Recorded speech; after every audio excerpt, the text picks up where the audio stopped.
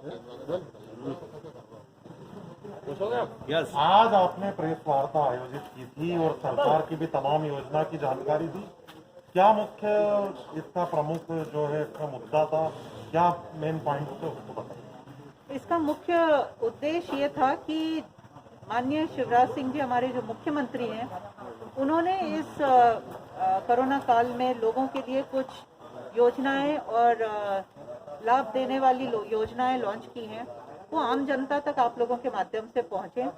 और दूसरा उद्देश्य ये था कि लोग तीसरी लहर की बात कर रहे हैं, तो देवास की जनता को मैं आश्वस्त करना चाह रही हूँ कि तीसरी लहर को लेकर भी प्रशासन और जनप्रतिनिधि सचेत हैं और हम लोग क्या तैयारी कर रहे हैं और किस तरह से हमारा ध्यान है उसके ऊपर, ये बताने के लिए ये प्रेस कॉन्फ्रेंस की थी। तीसरी लहर की बात करी है नर्सें और आईसीयू बेड बच्चों का। जी, हम लोगों ने देवास में 25 नर्सेज आई हैं, अभी तक आवंटित हुई हैं नई स्टाफ में, और बच्चों के लिए आईसीयू बनना शुरू हुआ है, अभी प्रोग्रेस में है, बहुत जल्दी बन जाएगा।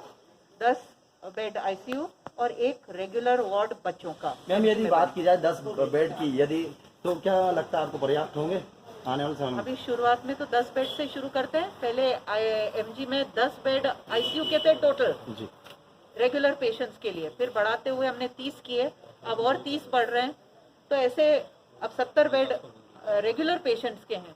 तो हम बच्चों के लिए 10 बेड से शुरू कर रहे हैं और ज़रूरत पड़ेगी तो और दूसरे वार्ड को टर्न करेंगे, पर माँ चामुंडा की दया से ज़रूरत नहीं पड़ेगी। की वीसी हुई थी, उसमें कुछ हम लोगों की चर्चाएं हुई, माननीय मुख्यमंत्री जी द्वारा बहुत सारे निर्देश दिए गए विधायकों को, और सभी से अपेक्षा थी कि हम मीडिया के भाइयों की सहयोग लेकर आम जनता तक हम अपनी बात पहुंचाएं।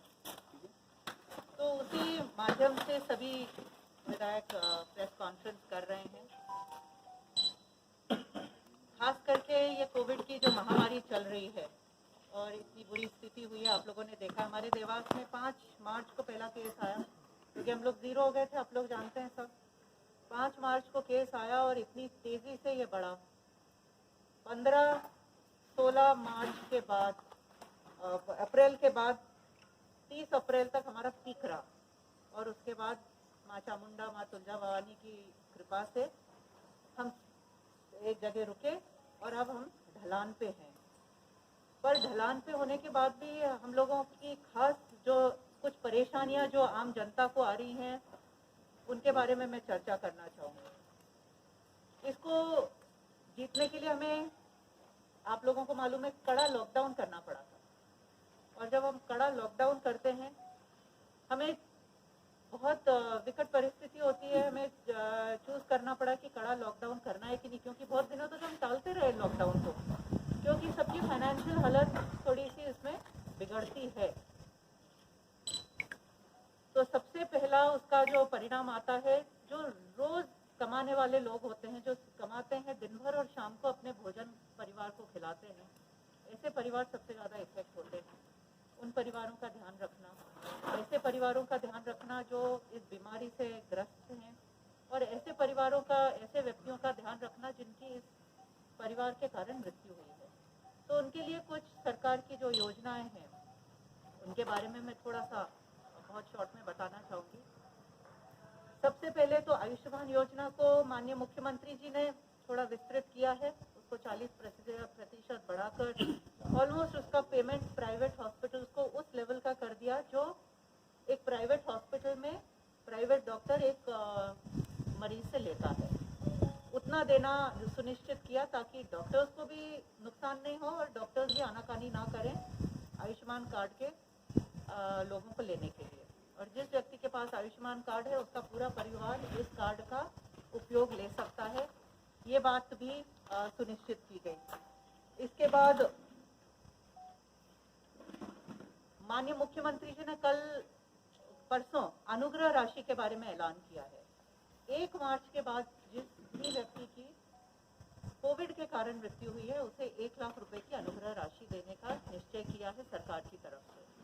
ये हर उस परिवार को मिलेगी जहाँ पे किसी की मृत्यु हुई है। ऐसे ही उन परिवारों को जो भोजन के लिए परेशान हो रहे हैं, उन्हें 5 महीने का राशन हर 5 किलो अनाज, उस हिसाब से पूरे परिवार का कैलकुलेट होगा 1 महीने का, और उस 1 महीने के बाद 5 महीने का उनको 2 महीने का केंद्र सरकार की तरफ से मिल रहा है और 3 महीने का राज्य सरकार की तरफ से मिल रहा है। अभी हम 3 महीने का दे रहे हैं जो राज्य सरकार की तरफ से मिल रहा है। एक और घोषणा माननीय मुख्यमंत्री जी की है, वो ये है कि ऐसे जो मासूम बच्चे जिनके माता पिता दोनों कोविड महामारी में शांत हुए हैं, उनको 5,000 रुपये महीने की पेंशन दी जाएगी। तब तक दी जाएगी जब तक वो सक्षम नहीं हो जाते हैं, बालिग नहीं हो जाते हैं अपना भरण पोषण करने के लिए। तो ये कुछ कदम हमारे माननीय मुख्यमंत्री जी ने उठाए हैं। पात्रता पर्चियां 24 कैटेगरीज के उन लोगों की बनाई जा रही हैं जिन लोगों को पहले पात्रता नहीं थी। पहले केवल राशन कार्ड थे और कुछ लोग पात्र थे इस फ्री अनाज लेने के लिए। तो ये 3 महीने का अनाज और अस्थायी रूप से 24 कैटेगरी के लोगों को मिल सके। कुर्सियां दे दो इधर। ऐसे 24 कैटेगरी के लोगों को मिल सके, जैसे घरेलू कामकाजी महिला है, हम्माल हैं, ठेले वाले हैं, ड्राइवर्स हैं, बस रिक्शा के ड्राइवर्स हैं, फेरी वाले हैं।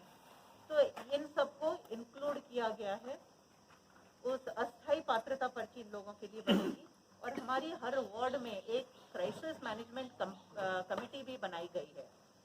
हर वार्ड में, शहर में और हर गांव में बनाई गई है। ये 5 से 7 लोगों की क्राइसिस मैनेजमेंट कमेटी बनी है। इस कमेटी के द्वारा विगत हफ्ते भर में हमने अभी तक 3,000 फॉर्म्स भरवा दिए हैं शहर में, और इन 3,000 लोगों को और अस्थायी पात्रता पर्ची उपलब्ध हो गई है।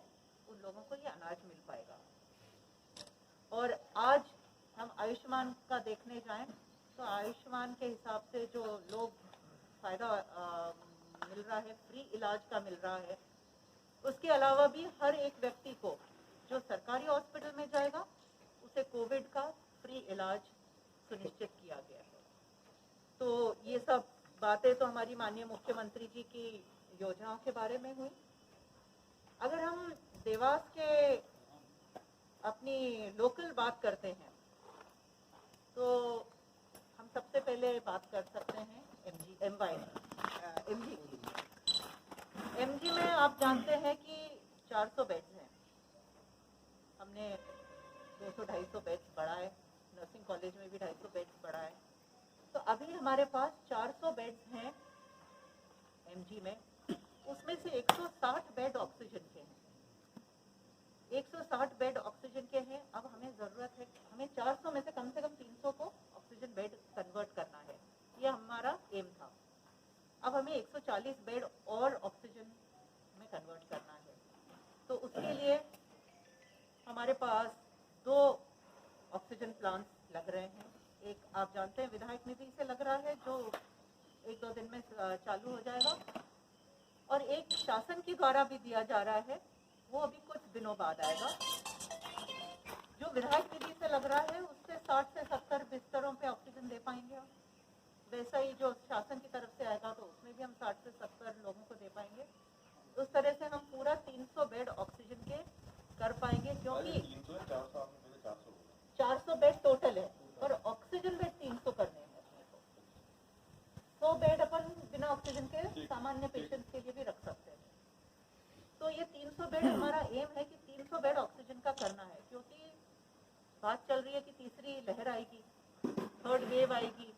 वो 3rd वेव कैसी होगी, किसको इफेक्ट करेगी, क्या करेगी, उसकी तैयारी हमें पहले से करनी है। उस तैयारी के लिए हमें 300 बेड की आवश्यकता है, ऐसा हम मान के चलते हैं। पहले हमारे पास 60-70 बेड थे, अब हम 300 का एम रख रहे हैं कि अगली कोई लहर आती है, तीसरी वेव आती है, तो हम 300 बेड की तैयारी रखें। ऐसे ही हमारे पास पहले 10 आईसीयू के बेड थे, फिर हमने अभी बढ़ा के 30 और बढ़ाए, तो अब हमारे पास 40 हो गए हैं। अभी इंडस्ट्रीज के सहयोग से, बाढ़ लॉकर की सहयोग से हमें 20 बेड का आईसीयू और बना के मिल रहा है, और शासन की तरफ से पैसे आ गए हैं और उससे हमारे 10 बेड का बच्चों का आईसीयू बनना शुरू हो रहा है। उस 10 बेड का आईसीयू जो बन रहा है, अभी जो चाइल्ड वार्ड है, शिशु वार्ड है, उसके बगल वाला जो वार्ड है उसको कन्वर्ट कर रहे हैं। शिशु वार्ड एक तो सामान्य वार्ड रहेगा, उसके बगल में एक बच्चों का आईसीयू भी बनाने की पूरी तैयारी है। उसका पैसा शासन की तरफ से आया हुआ है और उसकी तैयारी शुरू की है और जल्दी से जल्दी इस बच्चों के आईसीयू को बनाकर हम तैयार रखेंगे कि भगवान न करे, माँ चामुंडा कभी ना करे कि हमें इसकी ज़रूरत पड़े, पर हम इसकी तैयारी रखना चाहते हैं।